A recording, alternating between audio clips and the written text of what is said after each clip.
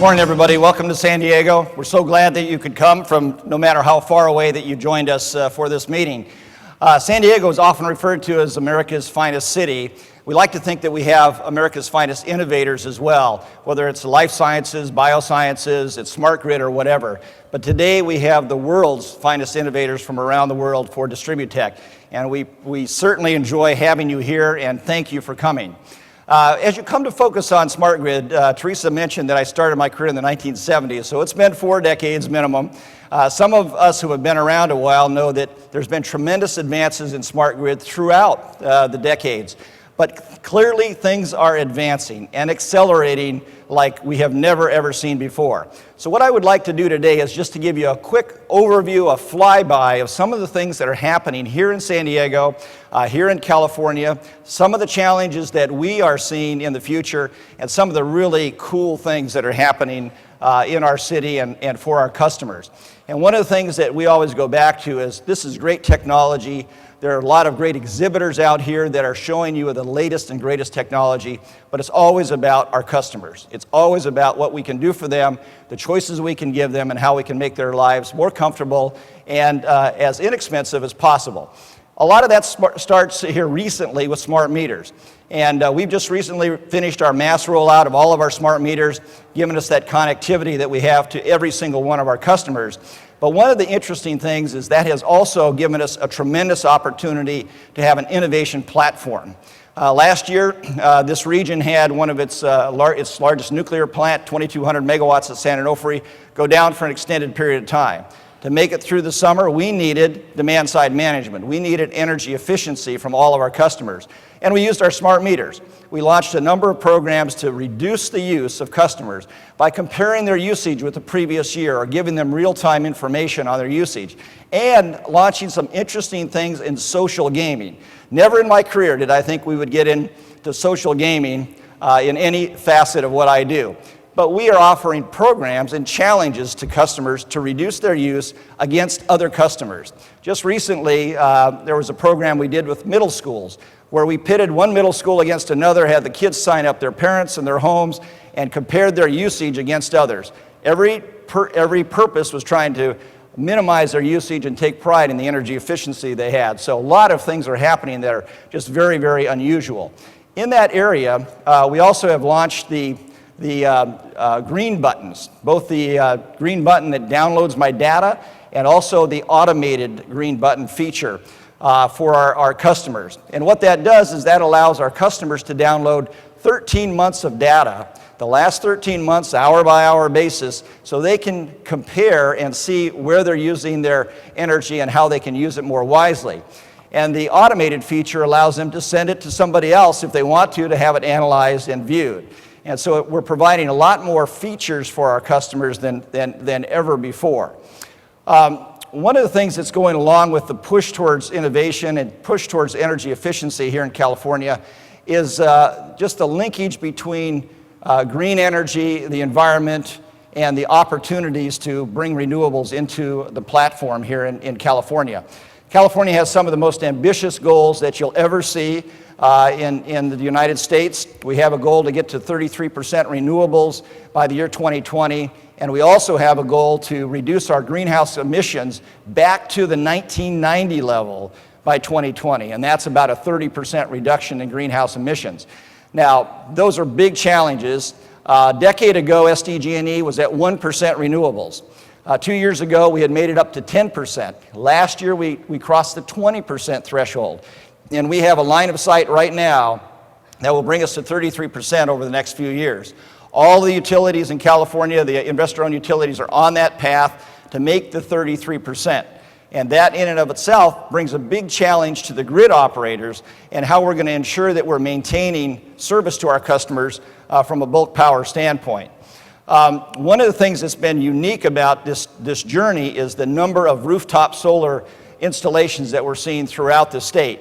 This map shows you a bunch of purple dots. Every single dot happens to be a solar rooftop here in California, actually in San Diego. We have over 21,000. If you think about this, and you go back 10 years and you say, well, we had 20 power plants providing energy for San Diego. Now we have 20,020 at least providing energy into San Diego. The trouble is the other 21,000 are uncontrollable. They're controlled by Mother Nature, and we have to react to that in terms of the rest of the system. So we have some really interesting challenges. We're starting to see some power quality issues that pop up on the distribution system that we're all going to have to deal with over time and make sure that our systems stay controllable. We're providing the level of quality that our customers have come to expect from us and actually improving on that in the future. This chart shows you sort of where things have come from in the last decade. Yes, that's about an exponential growth rate.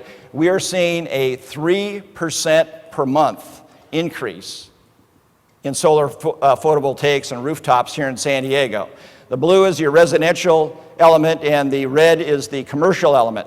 And so we're starting to see large numbers come on board just about every single month. New systems we've had to put in place, new transaction capability we've had to put in place to take care of this many customers coming onto our systems and adding to our systems. And of course, when you're out repairing something, you've got to be very careful from a safety standpoint that you don't have generation being backfed into your system as well. One of the more interesting things is at the aggregate level. When you start saying, well, what happens if you continue to add solar and wind and you have the utility scale solar and wind that reaches 33%? What's going to be out there in the future? And so what we've done along with the California Independent System Operator and other California utilities is just take a look at the impacts on our systems. This chart you're seeing right now happens to be San Diego Gas and Electric in the year 2020. The dotted line up at the top is sort of our system load that we project on an hour-by-hour basis for 2020. And all of the yellow shows you the intermittent and virtually uncontrollable wind or solar resources that we would expect to have during that particular period. So the bottom dark heavy line is the controllable resource response that we have to meet our customer needs. And you can see that dark line is much, much different than the dotted line, which is what we would have expected in sort of a normal pre-renewables type era. And this brings a number of challenges in and of itself. One of the things that we're looking at is the issues around hourly load changes and ultimately 15-minute load changes as well. This chart shows you what we have as a typical hourly load change on a day-by-day basis right now in March of 2010. So this shows you the 2010 picture, and I'd like to overlay on that what happens in 2020 as we're now predicting it. And one of the things that occurs is we have a tremendous downward ramp later in the morning into early afternoon, tremendous upward ramp, at least twice as much as we've ever seen in the past. So we have a bimodal system that we have to respond to ensure that we're continuing to keep the lights on. And that is if everything goes really smoothly. That's if you're in a situation where the solar power just is nice and smooth, there's no clouds out there, and we don't have to worry about any intermittency. And of course, all of us know that's not the case. That's not what's going to happen. If you take the chart in the upper left and you sample your solar power on an hourly basis, that's what it looks like. Nice, smooth, easy to handle type of changes. In the upper right, if you handle it on a 15-minute basis and sample it on a 15-minute basis, you start to see some of the quirks that pop up with the solar systems. And then the chart at the bottom is on a second-by-second basis. What you're dealing with, especially if you have any cloud cover and any changes in the sun pattern in the area. So even though we showed some nice, tremendous ramps, we're going to have a tremendous amount of diversity in these resources that is hitting our systems at various times. What this means on a system-wide basis is this chart here. This identifies what's happening at the California Independent System Operator in 2020 on a March day.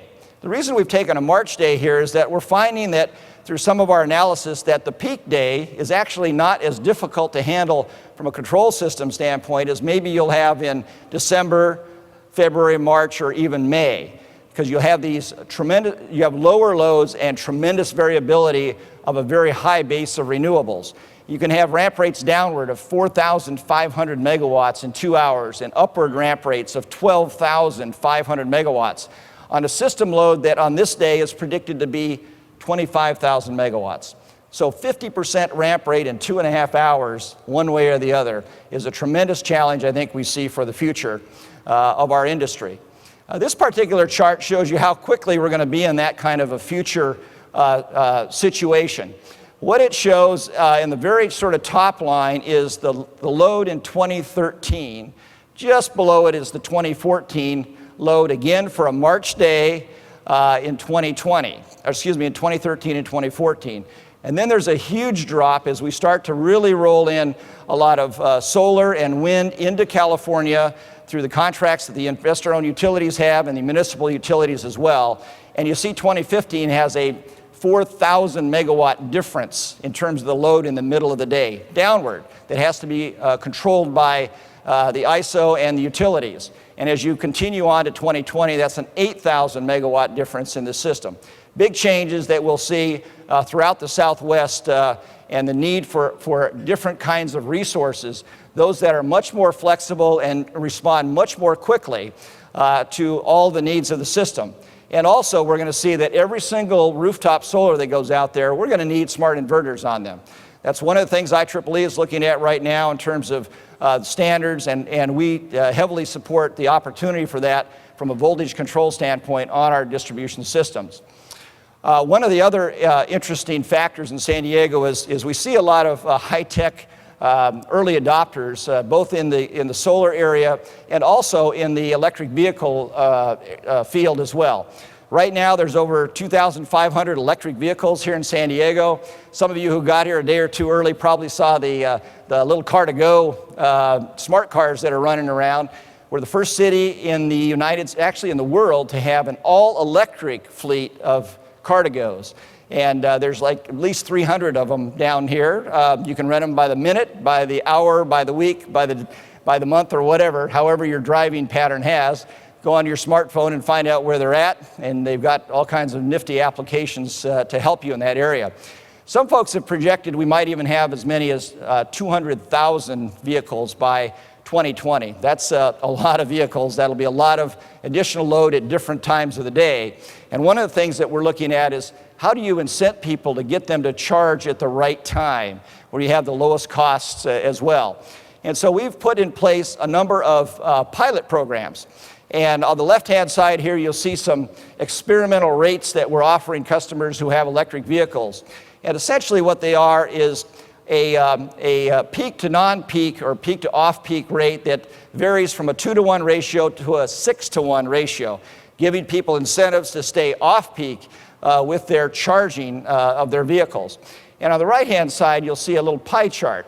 And the interesting results we've had to date is that 84% of all the energy for charging electric vehicles for people on these pilots has been in the super off-peak period, 12 to 5 in the morning. 84%. Another 10% are off-peak, so you have 94% of all the energy related to electric vehicle charging is happening off-peak with the right incentives. If you don't have those kind of incentives and you just leave it to customers, they're going to charge whenever. So it is possible to incent folks to get to a state that helps the system as opposed to possibly hurting it as well. Some of the things that are happening here too, they're very exciting, is just the expansion of the supervisory control and data acquisition systems that we've seen throughout our industry. The ability to control your circuits and your systems everywhere in your system, understand their situation as you go through analyses, and project what's happening in the future is phenomenal. And we appreciate all of the folks who are exhibiting here today for the work you've done to help us in this particular area as we continue to build out our entire operating system. One of the unique things as well that we have in San Diego, even though we have a beautiful climate, every fall we end up with a big risk as well. And that's a wildfire risk that starts essentially in the backcountries of San Diego and potentially moves into the populated areas. Over the last 10 years, we've had 2 major wildfire storms and that have caused billions of dollars of damage. And we have a unique law here in California, and that law is that you have strict liability and inverse condemnation. And essentially what it means is that the utility is at risk. So if a drunk hits a pole, knocks down a transformer, starts a fire, burns down 50 homes, we end up being on the risk for that in terms of liability claims because of the way the laws are devised. We're not the only state in the country that has this, and you should check in your state as well. So we are very sensitive to any of our equipment being involved in any kind of a wildfire, and we're doing everything we can to prevent that. We have the largest network of weather devices of any utility in the U.S., 144 stations, very, very dense network. So we know wind speeds, we know temperatures, we know live fuel moisture, dead fuel moisture. We know just about everything we can know about the situation of a microclimate area. And we're actually in a situation where if wind speeds are exceeding the capability of our system, we will shut off that small area of that system to prevent and ensure that public safety is on the forefront for us. It helps both our system and it helps the public in terms of preventing those kind of wildfires. We also have partnered with the universities here in San Diego, UCSD, University of San Diego State, in connecting all of these systems and with the fire agencies. So we are putting on some of our transmission lines high definition cameras. We have 29 cameras on one of our transmission lines that actually have software that will detect fires, infrared signatures, and get them directly back to the CAL FIRE organization so they know if something's happening out in the region. Working cooperatively with all these areas in what I think of as a smart grid for public purposes is really important here in California.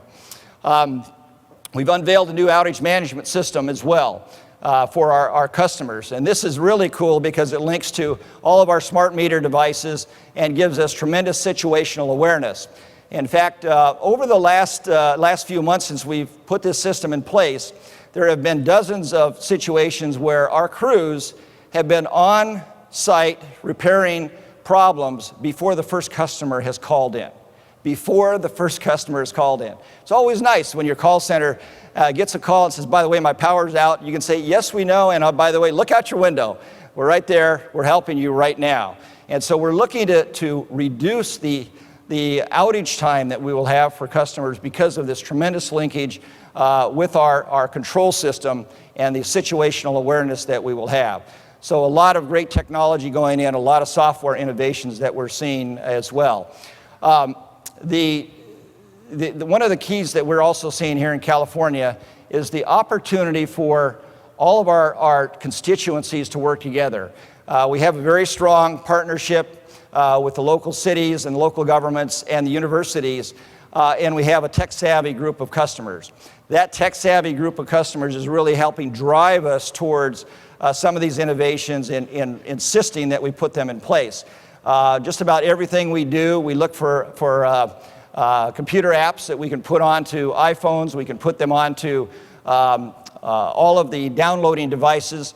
People can see our outage maps. They can have access to all of our outage maps over their computer to see where we have problems and where we're fixing them at. And we also have, obviously, the capability to outbound tremendous amount of information to our customers as well.